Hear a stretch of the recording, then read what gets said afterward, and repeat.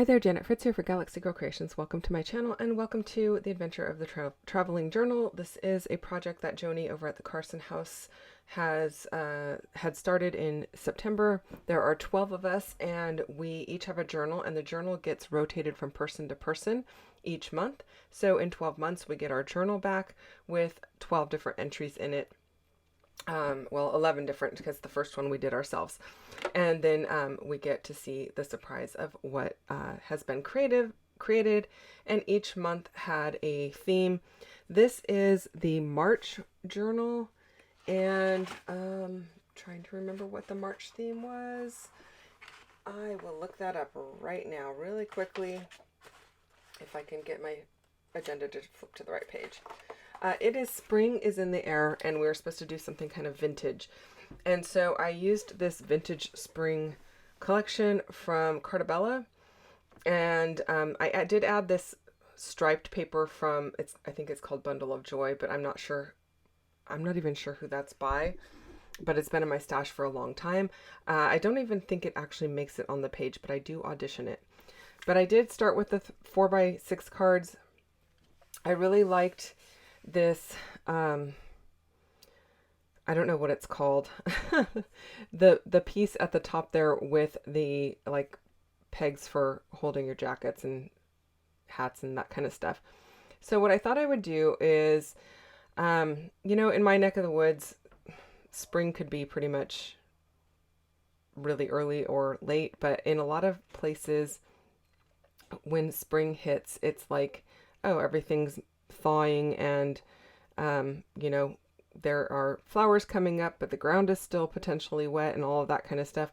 So it made me think of a mudroom. So I'm kind of doing a little mudroom scene here, and I am thinking I'm going to cut out some of these pieces. Some of the tags I'm going to use a couple of the tags over the course of this month and next month. So I wanted to go ahead and cut those out so I wouldn't forget to go ahead and use them, or so that I wouldn't cut them apart and use the opposite side on accident. So I cut out the pieces that I thought I would be using in either this month or next month's traveling journal. Keeping in mind, these are going to different people, so I will have different journals, and they will not be back to back looking alike in one journal. Although next month's isn't the same at all, it's just using the same collection. So I did go to my stash, and this paper that I'm going to use is an older paper from my mind's eye, and I believe it is something about live your dreams and fly or something. I don't know. It's really old, my mind's eye. But I thought it went really well with what I was doing. The floral paper on the right-hand side could have worked as well. But keeping in mind, I wanted to use stuff for my next layout also. I didn't want to use everything on this layout, and I wanted something that was a little more simpler in the background. I wanted something, not that this pattern is simple, but it's less busy than, no, it's not less busy. Oh, I guess the best way to describe it is because I fussy cut out those florals that are hanging down from that coat rack thing. It was kind of hard to see the florals in that right-hand paper. So pulling a geometric design helped those things to pop just a little bit more. It feels a little more wallpapery to me, which it was kind of the goal. So that is why I decided to use it. So it's not less busy. It just allows the other pieces to stand out a little bit better than the floral on floral. And then I took this wood grain, and I am creating two little doors at the bottom, and two doors on the bottom of each side. So you're going to be able to open those up, and there's going to be some tags that slide in and out of there. So what I'm doing here is I'm just marking where the center is, and I'm marking in from the edges so I can, I'm basically making a grid so that I can take my Fiskars trimmer and do a plunge cut on three sides to make the doors so they open from the center out. So yeah, I'm just kind of marking it all, figuring it out as I go, using the centering ruler and my T-square ruler to really mark where things should be, trying to remember I don't want to cut the outside seam. I just want to cut the inside ones.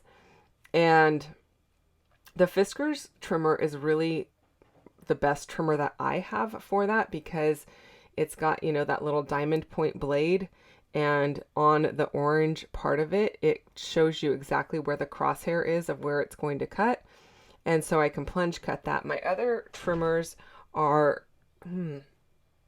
either rotary or guillotine, and those just don't work for that. So I definitely keep my, well, the rotary, one of my rotary ones would work, but it would be very hard to tell where the end of the blade is. So I keep my Fiskars one handy just for these types of things. It's also really great for gutting papers if you're using them as a border and you don't want to use the entire inside of the paper and that kind of stuff. So you're going to see me do that here in just a minute after I get all of these papers all marked out. I didn't make you sit through watching me mark out both of them. It's basically the same thing. I do think I came in about a 1/2 inch from each side, maybe a 1/4 inch from the top and the bottom, but the two sides I came in from about a 1/2 inch because I wanted to make sure those were going to stick down really well on the sides. And then as you can see here, I'm just going ahead and doing the plunge cuts. And then I'm going to flip it around and I'm going to cut right down the center, not the center.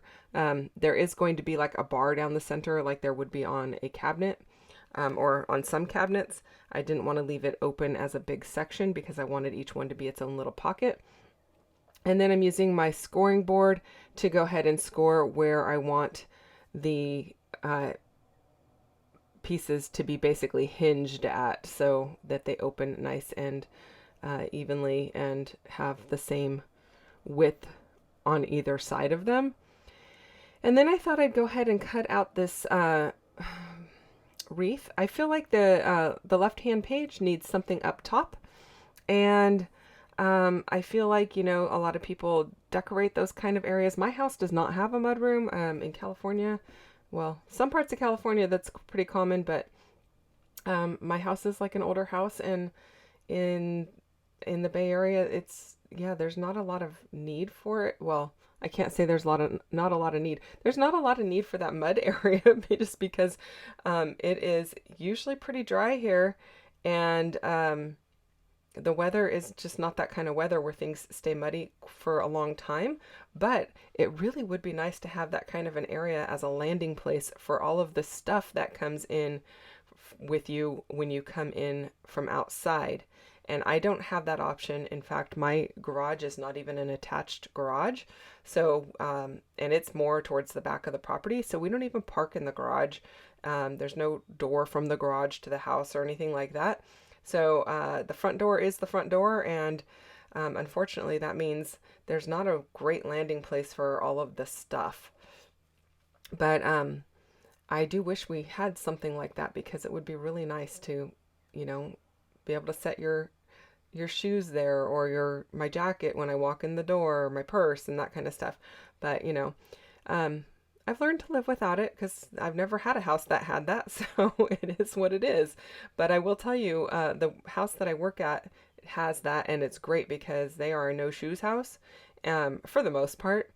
And the kids each have their own drawer to dump their shoes in. And so that's really nice. If you're, you know, you've got little kids, they're kind of always in and out with the shoes, and it's just a great place, and they don't have to take them upstairs to their room or anything like that. Most of the shoes live downstairs with the exception of maybe some dress shoes. But yeah, that's it. So it would be nice if my house had something like that, but no, it doesn't. I am just distressing everything with some ground espresso distress ink, and mostly because this is supposed to be like a vintage vibe. I'm hoping it gives it a vintage vibe. The paper is called Spring Market, and it kind of feels vintagey to me, but it actually might even say Vintage Spring Market, but I'm not sure. So I'm kind of trying to grunge it up just a little bit, but I did take a branding strip here, and I punched a hole in the center of the branding strip, or what I think I marked it out with a ruler or whatever. But basically, so that all of my holes will align, I'm using the same branding strip to mark my holes so that I basically made a template for it. And then I'm going to take some really small eyelets. And guys, I have not used eyelets in I can't even tell you how long. Those really big ones in that case, I've never used them before. I think they were gifted to me or hand me down to me by someone, and I've never used them. I don't even know if they would use with my eyelet setter, if they would work with my eyelet setter.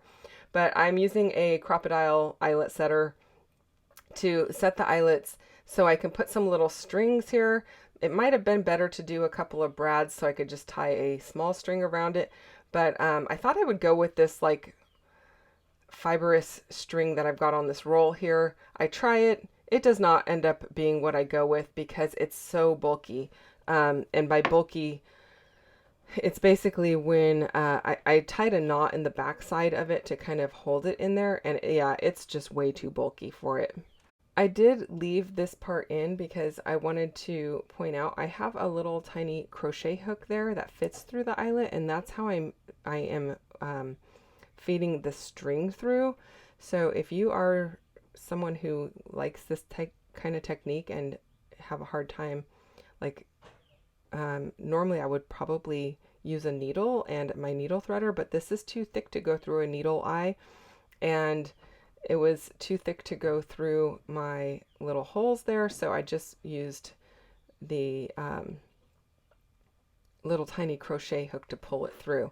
But like I said, it does not stay, so I pulled out a different kind of string, which is a little bit less bulky, and I'm going to attach it in a different way. I am going to basically glue it down on the back side, and then I'm going to use a piece of that border strip there. I'm going to cut out the wood pieces and kind of put a strip of wood grain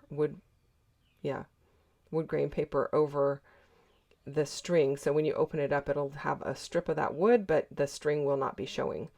So that's going to hold that string nicely in place.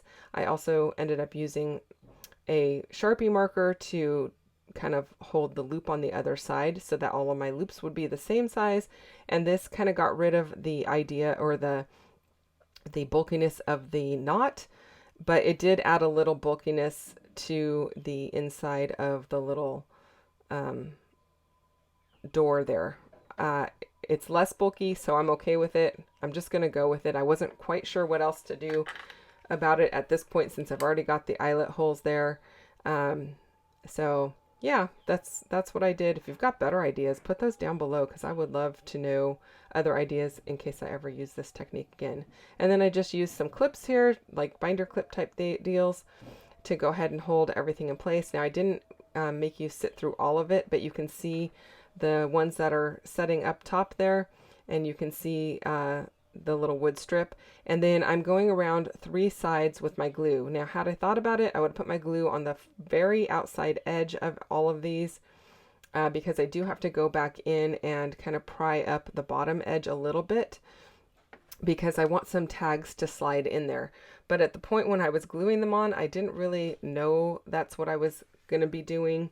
And so I got my glue a little bit close to where the doors are. And yeah, it's, hindsight, right? Those little boots that I just tucked in there, they're going to end up on a tag. I don't actually show you making all of the tags. I show you making one of them. The other 2 are very simple. I will show the 2 extra tags that I make in the close-ups at the very, very end, but I don't end up making them on screen, and I think it's just because I forgot to turn my camera on. It wasn't a conscious decision that you didn't need to see them. I do like the addition of this black strip to be kind of like the countertop, or the countertop. I don't know, is it considered a countertop when it's on top of someplace that is like sitting height? But I liked that because the pieces that look like they would hold your jacket have black on them, and so I went ahead and put those down. But then I also didn't think about it, those are adhesive, and I want my my tags to slide in and out, so I'm going to have to trim those as well so that my tags will slide in and out of them. So yeah, a lot of learning going on with this particular one, but I really enjoy the way that it turns out, and I really had fun making it. So, you know, it's all part of it, right? Sometimes when you're not using a technique or whatever, you have something in your mind that you've never done before, or kind of figuring out the engineering of things that are interactive can be a little bit more challenging, I guess. I probably could have Googled it. There's probably a YouTube on how to do something like this, but that was not in my brain at the time. So I just kind of went with it and enjoyed the process and learned as I went. So hopefully the recipient enjoys it and they can fill out their tags and drop them into their little doors there. And yeah, I'm going to do a total of 3 tags because where I'm putting the embellishments on the far left-hand side, I didn't want tags to be sliding in and out of there because those embellishments are going to be stuck down. And then I do have a die that cuts this word happy. I believe it is a Heidi Swap die that looks like her handwriting to me. So I cut the word happy, and then I ended up writing on this tag the word spring so that it just says happy spring. And I'm really liking how it's coming together so far. When I tried to figure out the wreath where I wanted those flowers, I kind of put them on the right hand side since I have some embellishments just below on the left hand side. So I felt like that gave it a little bit more balance with regard to color and just the amount of things that are going on the page. So I'm liking how that looks. I think it's really fun and pretty. It's very girly. And it feels vintage to me. I don't know. Maybe it's not, but it feels like it to me. So that's my version of vintage, I guess, for this page. So here's where I decided, I need to kind of figure out what I'm doing with these. They also kind of felt a little bit thick in comparison to all of the other pieces. So I went ahead and cut it in half, and I just did half and half. And that gave me actually a little bit of leftover piece of black. But I'm liking how that looks a little bit better. It's not quite so in your face and bold, and it feels more like it would be a countertop. But I ended up, one of the reasons I did that was because I put it above instead of overlapping that wood veneer, or wood grain paper. And that's going to allow me to slide the tags in and out. So the tags are in front of the black piece, but behind the wood veneer piece, or wood, I keep saying wood veneer, wood grain piece. And then I am using a tag topper from Stampin' Up! To create my tags. I went through and just did some hole punching. The back side of that left-hand page is going to get glued into the journal. I just didn't have the journal page out. Oh, maybe I did show you making these tags, you guys. Oh, my brain. So yeah, I guess I did. So I basically am going to be gluing it in. So I didn't put anything on the back of the page because it's already going to be glued to the prior page that somebody else did.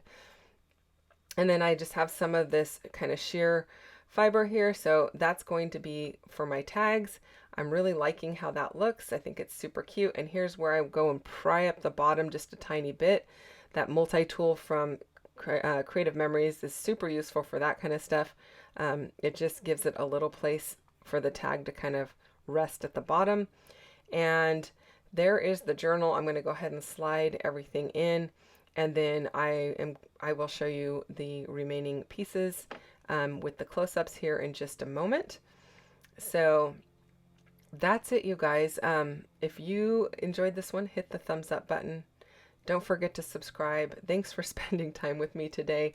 I'm getting caught up on my traveling journal pages here, or at least videos, and I will be sharing more of these videos in the coming days here, but I will also be right back to scrapbooking in a short bit, so I'm going to mix them in. Thanks again for spending time with me. I hope that you enjoyed this one. Take care. Have a great day. And don't forget to hit the bell for notifications if you want to see my next videos. Thanks again for watching. I'll see you soon. Bye-bye.